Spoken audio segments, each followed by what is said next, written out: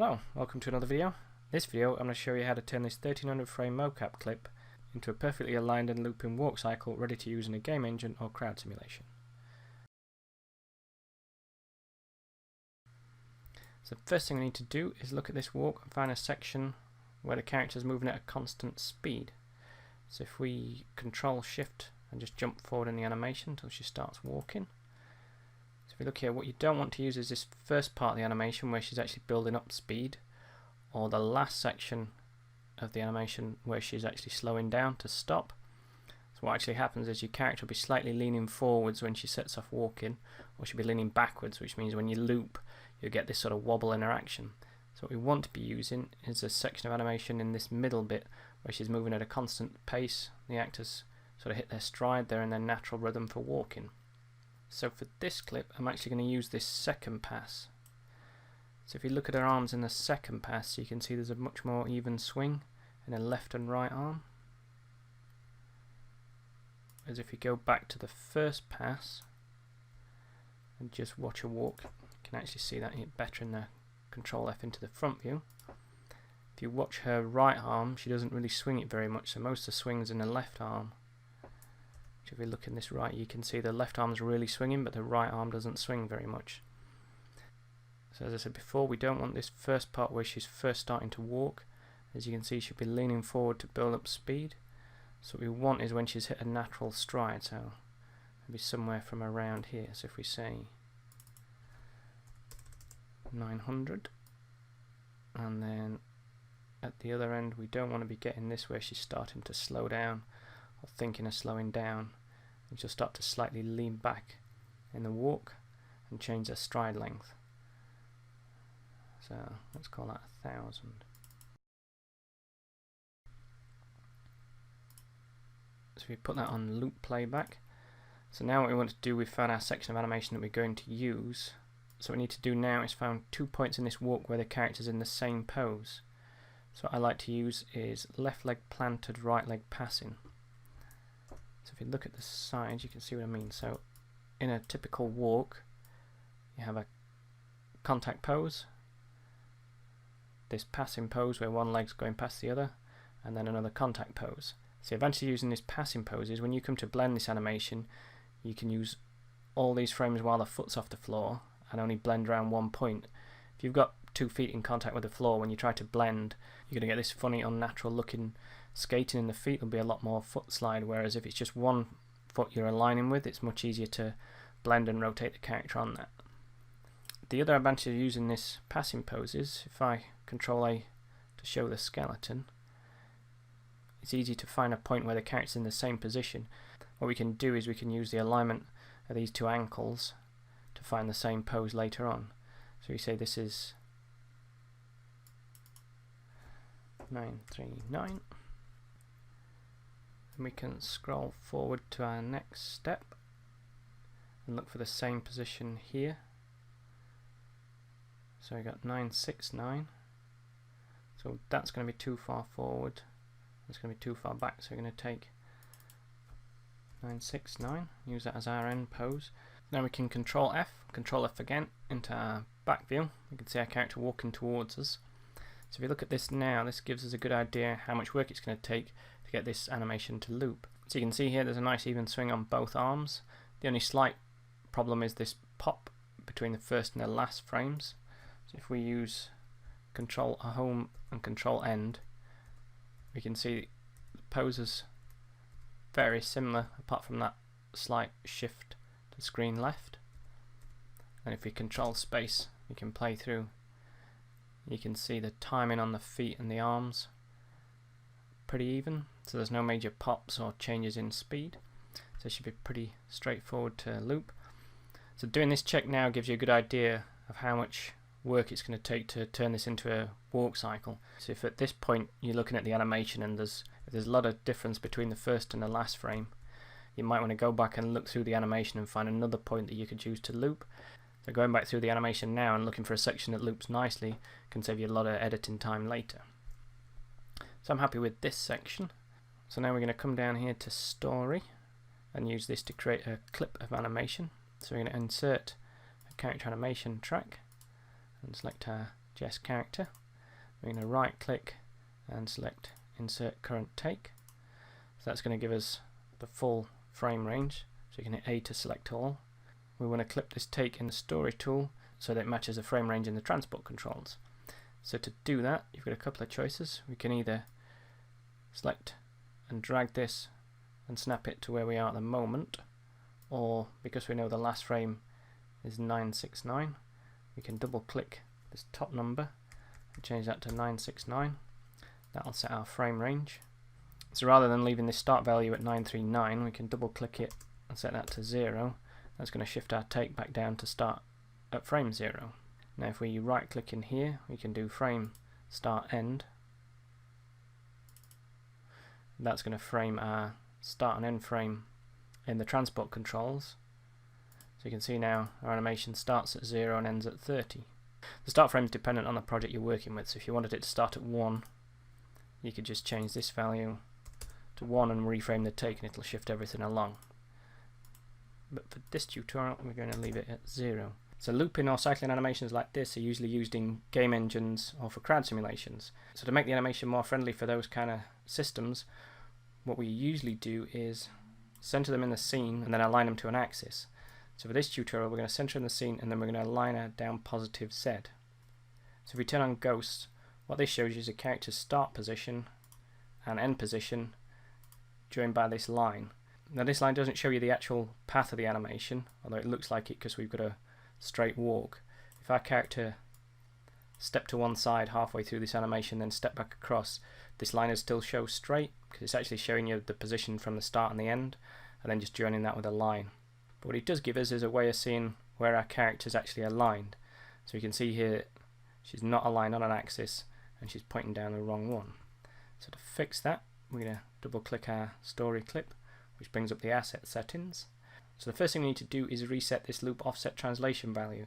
This gets generated when you first create the clip, but when you trim it like we've done here and change the start value to 939, this doesn't get updated. So what happens is when you try and rotate this, it's actually rotating from the original start position of the animation, which is what we don't want. So we just undo that. So what we actually want is for it to rotate around this point of the animation. So to get it to update, if you turn off auto calculate loop and turn it back on, you'll see all these values change. It's now calculating this offset from the start of the clip. So if we turn this clip now, you can see it's actually rotating from the character's start position. So what this means is we can actually put in values in here and align it exactly down an axis. The MotionBuilder sets 0 as positive X, so what we want is positive Z. If we change this to minus 90, you can see our clip's actually aligned down positive Z. So to center it in the scene, we can change these two clip offset translation values to 0. That centers our character in the center of the scene. So now we can see the character now starts from 0 and walks forward down the Z axis. So you can close this. So once you've got the animation trimmed and aligned using story, the next thing we're going to do is copy this to a new take for editing. So the reason we're doing this in a new take is to make sure that we preserve our original animation so that we can always go back to the source mocap if we need to. So we're set to new take. We don't want to copy the data because we're actually going to use the data that's in story, so we can hit no. So this is going to give us 150 frames in our timeline. So what we need to do is right click on our story clip and do frame start end so that it frames our animation. So you can just make sure that's still playing back correctly. And then we can come up into our character controls and use bake plot to control rig. Just hit that to bring up the options box. First thing we're going to need to do is create a FKIK control rig. Then we're going to plot on frames at 30 frames a second. We're going to use the unroll rotation filter, turn off, make sure constant key reducer is turned off, and hit plot. So that's going to plot all our animation onto our control rig. Most important thing to do now is make sure you remember to turn off story. Otherwise you'll be editing your character control rig and you won't actually see the changes happening in the viewer because it'll still be using the animation on story. Now we've got story turned off, we can go to animation layer 1. First thing we're going to do is come to this first frame. We're going to correct the pose on this first frame.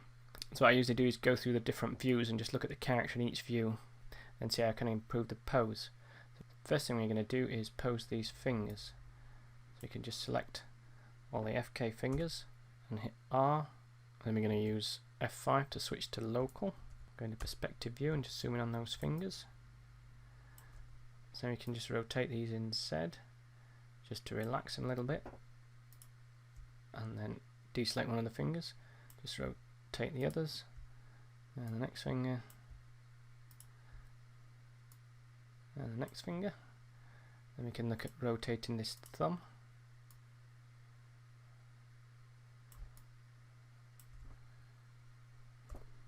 Just put a little bit more of a bend in it. And if you want to, we can come in here and just select these individual joints just to give us more control over the fingers. So you can just bend that other one. We can Alt up to step back up the hierarchy. Just bend that out slightly and use Alt up again just to drop this finger down, just to give us a slightly better relaxed hand pose. So take this around and Control A just to hide it all, just so we can see the mesh. And just rotate this in slightly just to get a nice relaxed sort of hand shape.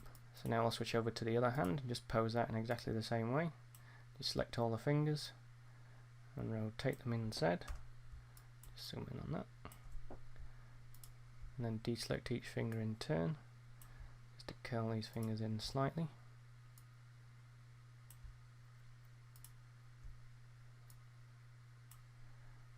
And we can rotate that thumb around into position. And same as before, we'll just select the other joint just to give us a little bit more of control over which joint we're rotating in the thumb. Gives a relaxed hand pose on that side. So next I'm going to check is what the character looks like from the right. So you can see here this leg's slightly bent. So what I might do is just slightly translate these hips up in Y in global. So I'll just hit F6 to go into global mode and just straighten the hips up slightly, just so our leg's a bit straighter on this passing pose. If you look at this head, it's slightly tilted forwards. So what I'm going to do is use E to lock the rotation of the head. So what this allows me to do now is I can push this back, but the actual alignment of the head stays the same, just to straighten that neck up a little bit. So when we think we're happy with the pose, we're going to Control E. We're just going to frame our character up, and then we're going to create a pose. The reason I'm framing it up in the viewport is when you create a pose down here, it will actually take a snapshot of it, so we might as well take advantage so that we know what this looks like. If you select any of the effectors and just hit Create, that's going to give you a pose, so you can see it's created a little thumbnail so we know what it looks like. And we can rename this to Walk Loop Pose. And then we're going to switch to full body mode, and we're going to set a key on animation layer 1. So now we can go to the last frame and we're going to apply our pose. So when it comes to pasting a pose in MotionBuilder, you can align a pose with any joint that you have selected. So for the walk cycle, we're going to use the hips. So what that means is if we look in the FCurves window in the base layer for the hips, what we're going to do is keep this momentum for the hips so that the character's traveling at a constant speed, and then we can fix any slight adjustments in the feet. So the reason we don't use the feet is if she's taking a slightly longer or shorter stride, it might affect the speed of the character, and what you really want is that constant motion that you were looking at when we first chose this section of the animation. So feet we can fix because they're only going to be slight differences, but what we want is that nice constant speed that we're going to get from the hips. So we're going to select our hips in the control rig. We're going to switch to animation layer 1. And down here we're going to use the pose matching options. So we're going to make sure we're matching translation, not in X, just in Z. We don't want to match the rotation of the character. We want the rotation of the character to come from the pose. And then we're going to use gravity because the foot's still on the floor. So you can either then click paste or double click pose. You can see the character pops into position, and we're going to set a key. So now if we Control F into the front view, If we play the animation back, you can see now our animation's looping nicely. So looking at this now, one thing I might change is this arm is quite far out. So to bring that in, rather than applying posers, one of the things you can do is come back down here to the base layer and select our FK skeleton. Hit R to go into rotation, then F5 to go into local rotation. And we can see Y is going to bring this arm in. So if we select the Y channel, frame all, we can right click, select all, and we can click between these two white marks and just slide this up. That's going to bring this arm closer to the body. And the nice thing about MotionBuilder is you can leave that playing while you're actually adjusting this.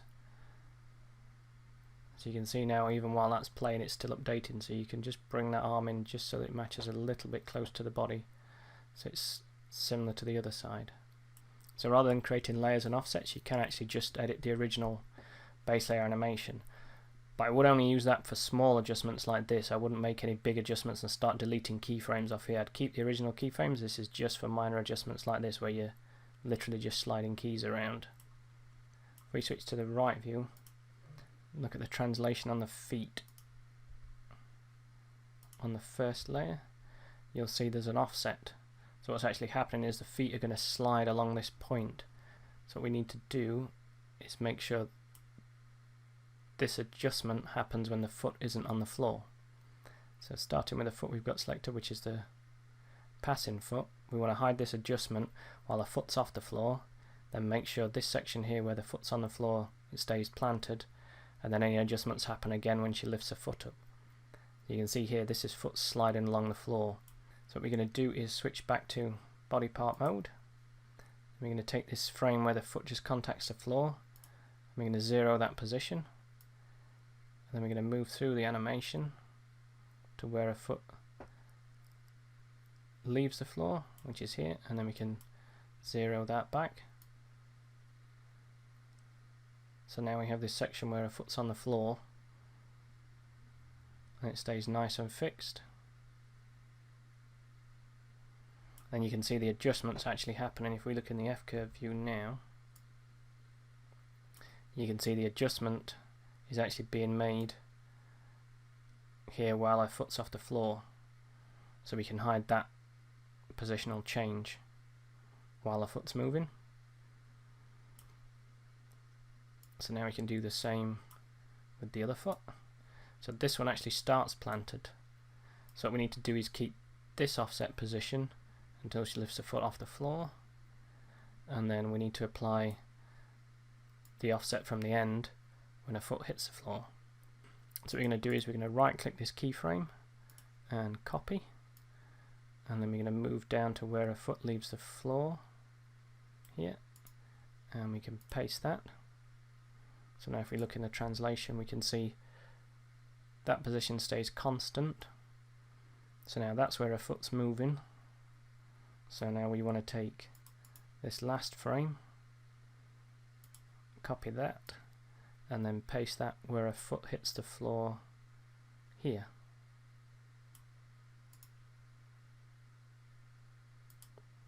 So now you can see this foot's going to stay constant here, and the transition's actually happening over these few frames here while the foot's moving. So that actual motion in the animation will hide the transition or the adjustments that we've made. So now you can see she's got a nice planted foot here. The foot comes up off the floor, the adjustment's made, and then the foot's nice and planted while she's on the floor.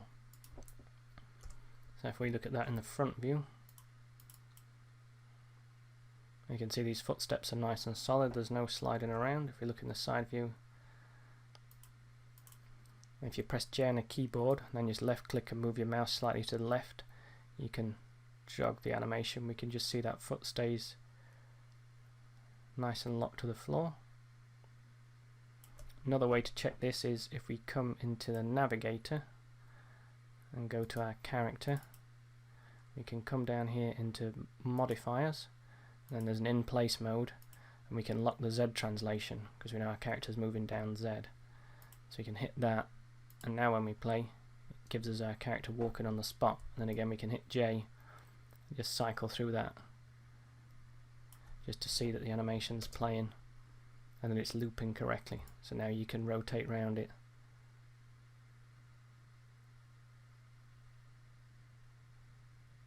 And check it from all the different angles.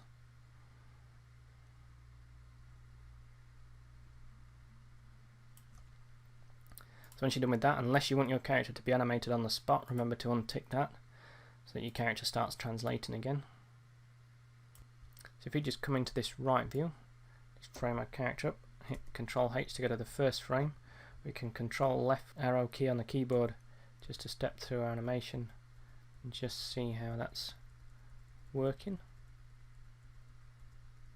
What we want to check now is the adjustment that we made earlier to lift the hips up hasn't caused us any hyperextension or pulling in the legs. So if we slowly go through this, you see there you get that nasty sort of click, and this leg just looks slightly pulled back. So this is because our hips are too high. So one way to fix this is to go back into our FCurves and look at the adjustment we made on the Y translation, where you right click and select all, and we zoom in, press F to zoom in on this. Now you can make some minor adjustments on this just to bring the hips back down slightly. So if we find one of those frames where the leg's starting to lock out here, you can just come in here and just drop that back slightly, just so this leg doesn't pop.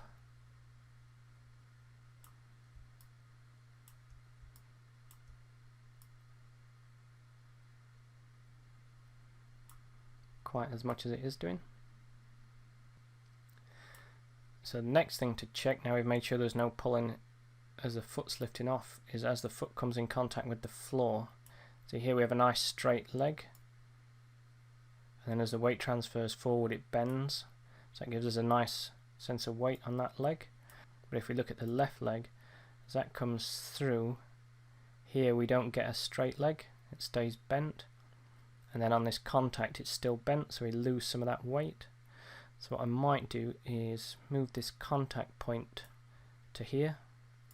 So if we delete this key, if you leave the time slider where it is, you can select a keyframe and use Control C, Control V on the keyboard to copy this key onto this frame. And then I'll just come back to, so about here the leg should be straight. So if I zero that now, you see we get a slightly straighter leg.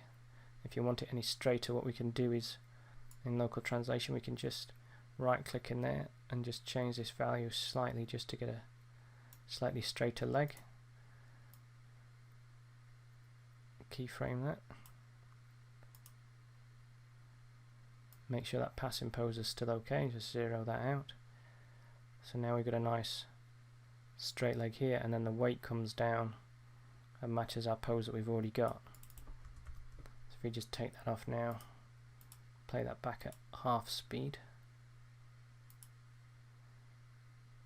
you can see you get that nice straight leg. It carries that weight through. We can Control E back into the perspective view. We can come back down into our character and go back down and lock that Z translation, and we can just look at that, walk and check it from different angles, just make sure it's okay, there's no more hyperextension or funny pops. This is important if you're going to be using this in a game, for example. You want to be checking it from the camera that you're going to be looking at it from.